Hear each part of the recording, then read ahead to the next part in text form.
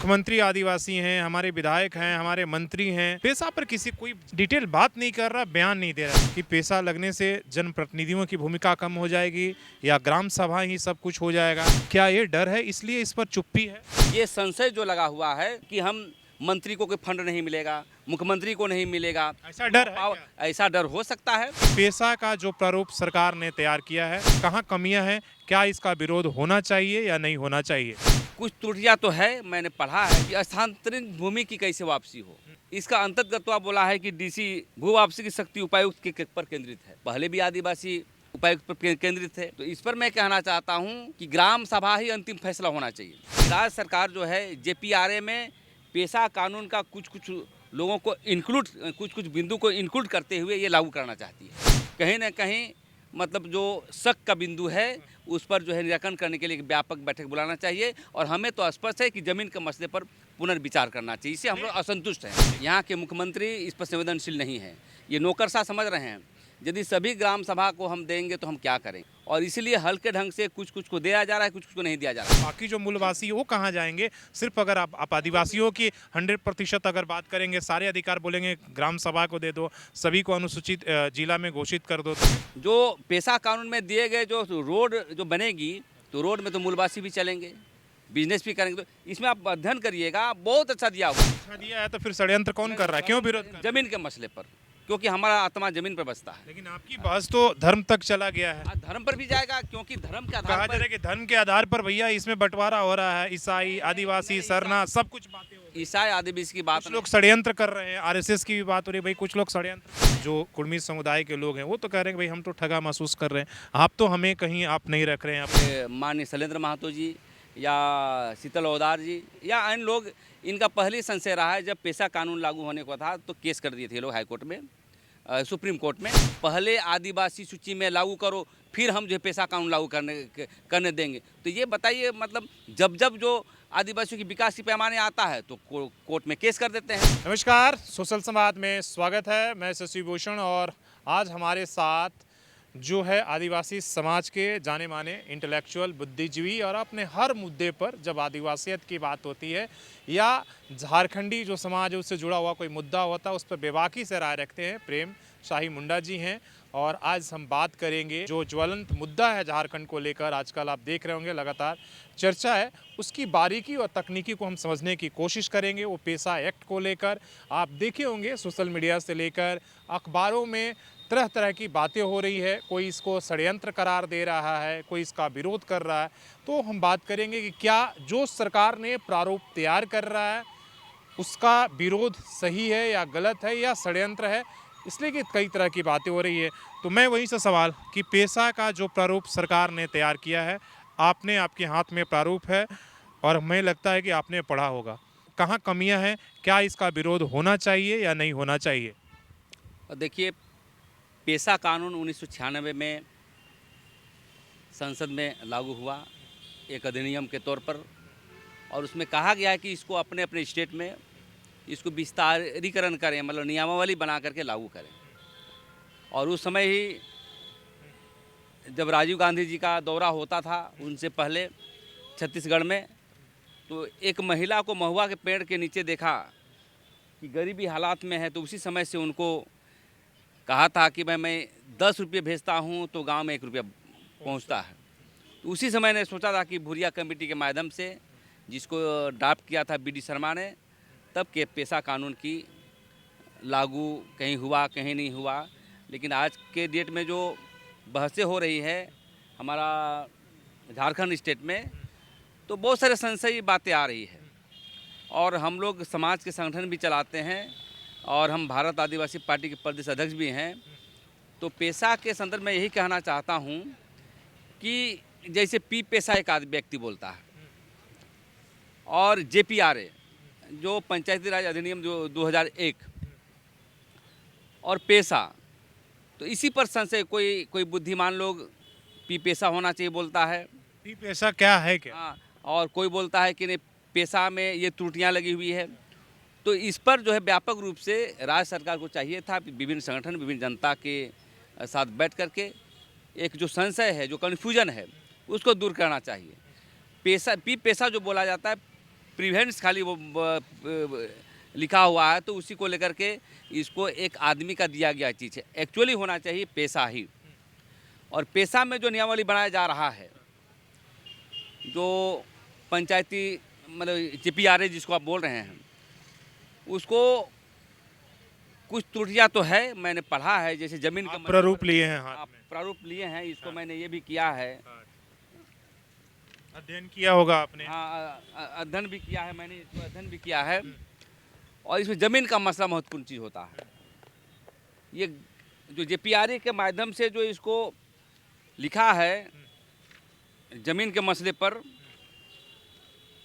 कि स्थानांतरित भूमि की कैसे वापसी हो, इसका अंतर्गत बोला है कि DC भू वापसी की शक्ति उपायुक्त के पर केंद्रित है। पहले भी आदिवासी उपायुक्त पर केंद्रित थे। तो इस पर मैं कहना चाहता हूं कि ग्राम सभा ही अंतिम फैसला होना चाहिए ज़मीन के मसले पर।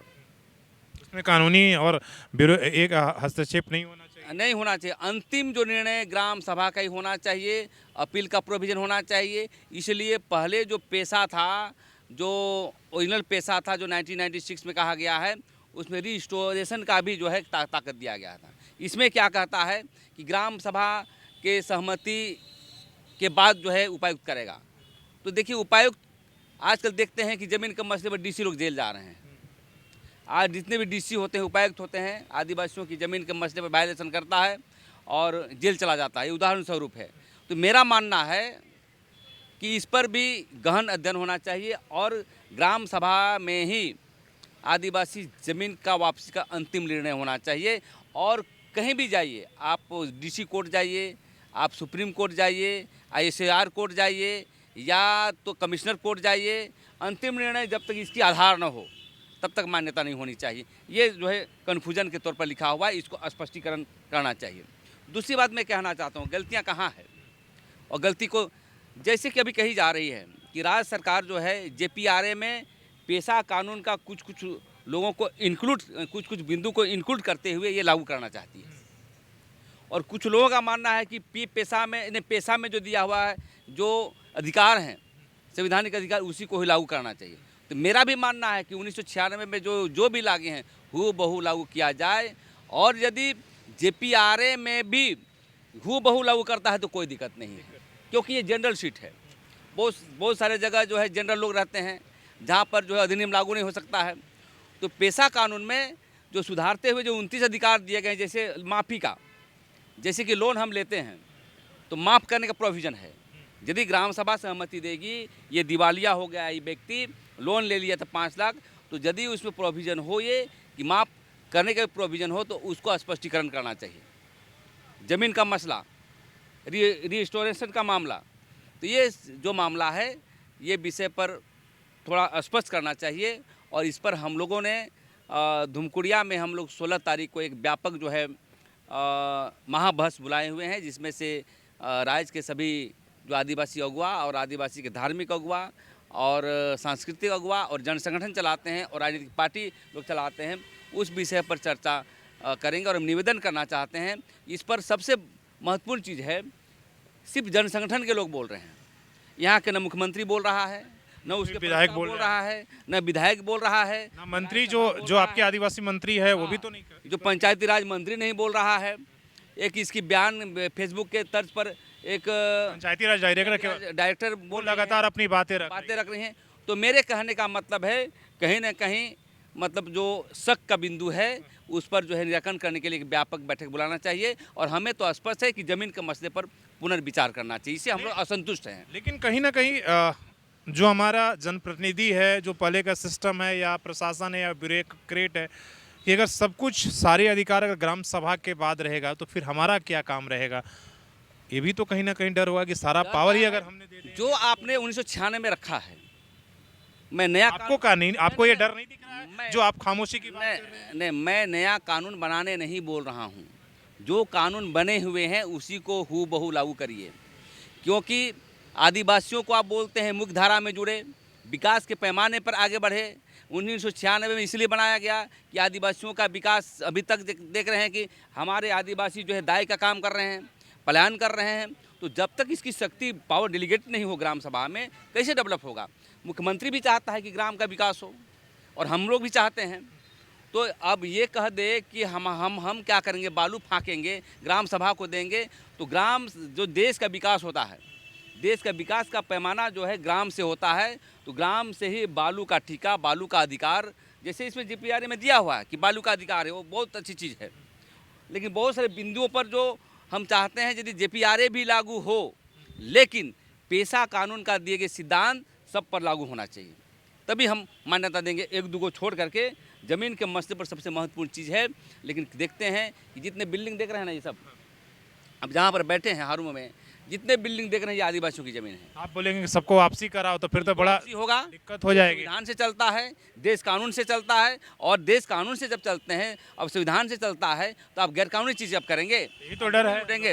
आपको नहीं लगता है कि डर नहीं है? है, नेताओं को, बड़े बड़े माफियाओं को डर है। अगर आप जैसे आपने कहा कि रांची है, जमशेदपुर है, जितने बड़े शहर है, और इसमें कहीं कोई लाग लपेट नहीं कि जितनी भी चीज़ें हैं वो सभी आदिवासी समाज के ज़मीनें हैं जिस पर शहर बसा है, फैक्ट्री बसा है। अगर आप उसके ग्राम सभा ने कहा कि भाई उसको वापस करो, रिस्टोरेशन करो, तो फाइनल जो है अधिकार ग्राम सभा के फैसले का अंतिम निर्णय होगा, तो आपको नहीं लगता है कि कहीं डर है और इसीलिए अंतिम निर्णय उपायुक्त और एक को दिया जा रहा है? देखिए, कहीं ना कहीं आपका कहना सही है कि देश का जो ढांचा है, राज्य का जो ढांचा है, यहाँ के मुख्यमंत्री इस पर संवेदनशील नहीं है। ये नौकरशाह समझ रहे हैं, यदि सभी ग्राम सभा को हम देंगे तो हम क्या करेंगे, और इसीलिए हल्के ढंग से कुछ कुछ को दिया जा रहा है, कुछ कुछ को नहीं दिया जा रहा है। इस पर यहाँ के मुख्यमंत्री को हस्तक्षेप करना चाहिए, क्योंकि जो स्टेट आदिवासियों के लिए बना है, यहाँ के झारखंड वासियों के लिए बना है, और यहाँ के आदिवासियों के विकास पर ही देश का विकास होगा। और इनका सबसे प्रमुख बिंदु है आदिवासियों का आदिकाल से धर्म और ज़मीन। ये दोनों यदि हम संरक्षण नहीं कर जाते हैं तो हम कतई नहीं रह सकते हैं। हम एक मछली की तरह जो है, तालाब से निकाला हुआ मछली की तरह तरफ तरफ के मर रहे हैं। तो इसलिए ग्राम सभा का जो दिए गए कानून है, जो संविधान है, जो मुख्य रूप से जो है पेशा कानून पर, उसको लागू होना चाहिए। आपने कहा कि राज्य जो है आदिवासियों के लिए बना है, लेकिन कुछ लोग तो ये कह रहे हैं कि भाई आपको तो शेड्यूल 5 मिला है, 6 थोड़े मिला है, तो कैसे आप कह सकते हैं कि केवल आदिवासियों के लिए राज्य मिला है, बाकी जो मूलवासी वो कहाँ जाएंगे? सिर्फ अगर आप आदिवासियों की 100% अगर बात करेंगे, सारे अधिकार बोलेंगे ग्राम सभा को दे दो, सभी को अनुसूचित जिला में घोषित कर दो, तो कैसे होगा? आप तो अल्पमत में हैं, बहुमत तो है नहीं आपके। नहीं, अल्पमत और बहुमत की बात नहीं है, इसमें स्पष्ट कहा गया है यदि आप आदिवासी का जो सहकारिता या एनजीओज विकास के पैमाने पर काम नहीं किया जाए तो गैर आदिवासी की ही संस्था को दी जा सकती है, ऐसा नहीं है।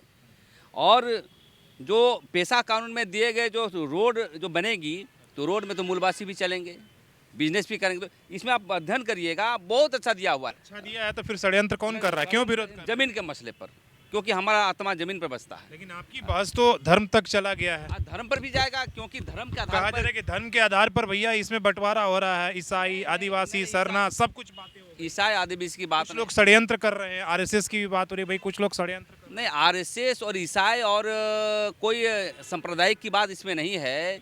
इसमें देखिए, जो पेशा कानून का रूढ़िवादी परंपराएं जो की गई, हमारा देवता पर किया गया है, हमारे धर्म के आधारित पर ही पेशा कानून बनाया गया है। तो हमारा विशेष पावर जो दी गई है, कारोबार का अधिकार, जैसे कि हम बालू का संचालन हम करेंगे, और वहाँ पर इंडस्ट्री कोई लगाएगा तो एनओसी लेना पड़ेगा ग्राम सभा पर। ज़मीन के मसले पर जो ज़मीन की गड़बड़ें होती है, मान लीजिए स्थानांतरण किया जाता है गैर आदिवासियों को, चाहे अन्य माफिया लोग लगे रहते हैं, तो उसकी सुरक्षा के लिए दिया हुआ है। लेकिन इसमें अंतिम निर्णय जो लिखा हुआ उपायुक्त ही होगा। तो मेरा मानना है कि रीस्टोरेशन का जो पेशा कानून में दिया गया है उसको ग्राम सभा में दी जाए, और अंतिम निर्णय ग्राम सभा का होना चाहिए। एक ही पॉइंट ऐसा है जो आप चाहते हैं कि वो चेंजेस हो जाए तो सब बढ़िया है, बिल्कुल बिल्कुल और बिल्कुल। बाकी जितने पॉइंट इसमें दिए गए हैं, पॉइंट है, बहुत सारे पॉइंट है। कितने पॉइंट है इसमें? चुनाव को लेकर क्या है? क्या ग्राम सभा चुनाव से आएगा, सिलेक्शन से? देखिए, इसमें या पंचायती राज की जिसे चुनाव होता है लोग बोल रहे हैं 23 अधिकार, हम 29 अधिकार दिए गए हैं। बहुत सारे वन उपज का अधिकार है यहाँ पर, जल संसाधन, जल मीनार जितने बनाने वाले मतलब हम समझते सभी अधिकार दिए गए हैं। लेकिन काम करने का कौन करेगा, यह स्पष्ट कहा गया कि सहकारिता हो चाहे गवर्नमेंट का ये हो, वो यदि आदिवासी सहकारिता नहीं चला पाएगा तभी अगर आदिवासी को दे सकते हैं। पूरा बहुत बढ़िया प्रोविजन है, इसमें कोई दिक्कत नहीं है। चलिए, आपने कहा कि बहुत बढ़िया परियोजन है।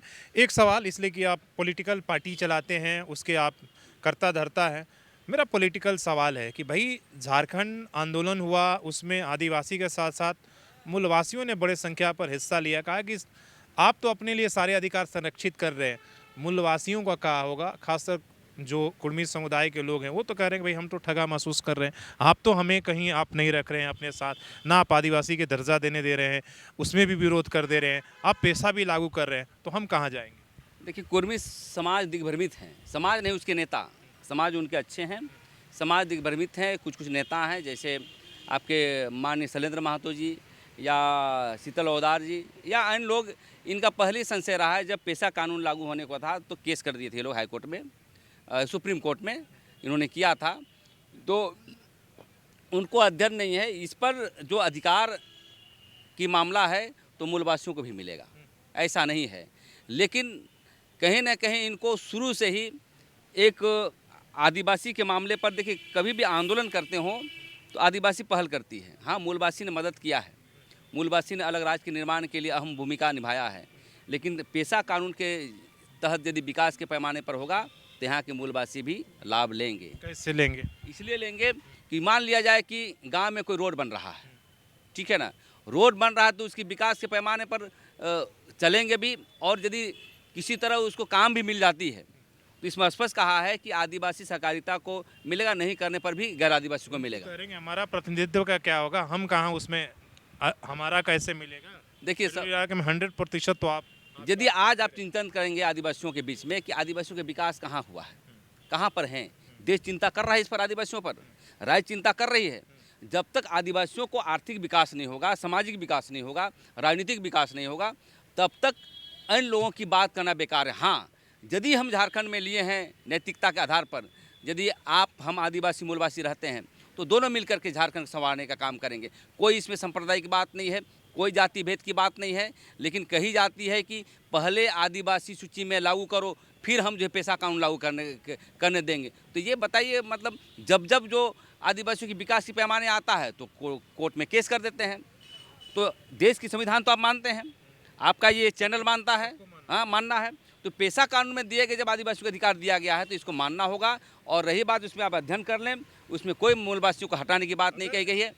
एक बात जो आपने कहा कि भाई जो जमीन का अधिकार हो ग्राम सभा को मिलना चाहिए, भूमि वापसी का और की शक्ति उपायुक्त जो लिखा गया है वो चाहते हैं आपकी अंतिम रूप से ग्राम सभा का हो, तो क्या आप सोचते हैं कि जो 100 साल 50 साल पहले जैसे रांची का हुआ, बड़े शहरों का विकास हुआ, इंडस्ट्री लग गई, आज जैसे आपने कहा कि जो कभी आदिवासियों का हुआ करता था, तो आपको लगता है कि क्या पैसा लागू होने के बाद प्रैक्टिकली आप लोग ये सारी ज़मीन वापस मांग सकते हैं, ले सकते हैं, लेंगे।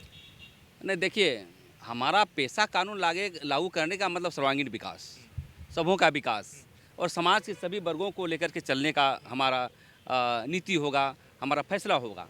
लेकिन गैरकानूनी ढंग से कहीं बनाया हो, आदिवासियों का हजारों एकड़ लेकर के आप गैरकानूनी तरीके से ज़मीन आप कब्जा करते हैं, जिस प्रकार हसदेव ने आपने जो है ग्राम सभा को डिमोलिश करके वहाँ हजारों जो है एकड़ आप ज़मीन ले रहे हैं, वहाँ के अडानी को दे दिए हैं और जंगल को समाप्त कर रहे हैं।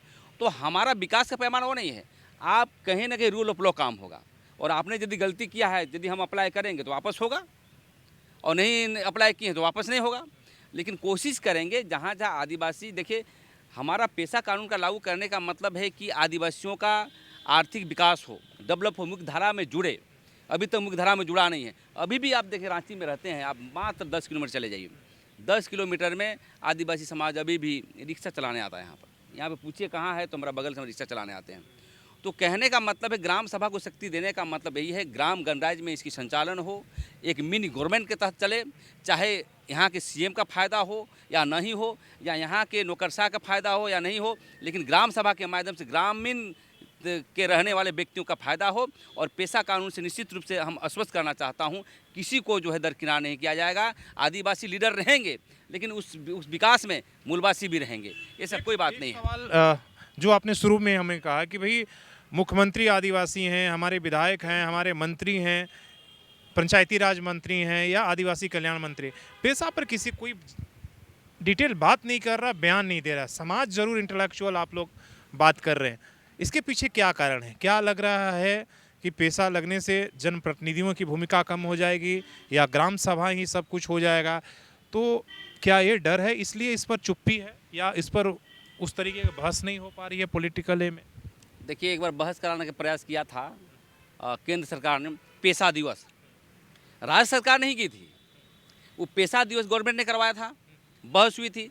तो राज्य सरकार को भी पेशा दिवस मनाना चाहिए। और ये संशय जो लगा हुआ है कि हम मंत्री को कोई फंड नहीं मिलेगा, मुख्यमंत्री को नहीं मिलेगा, ऐसा डर है क्या? ऐसा डर हो सकता है।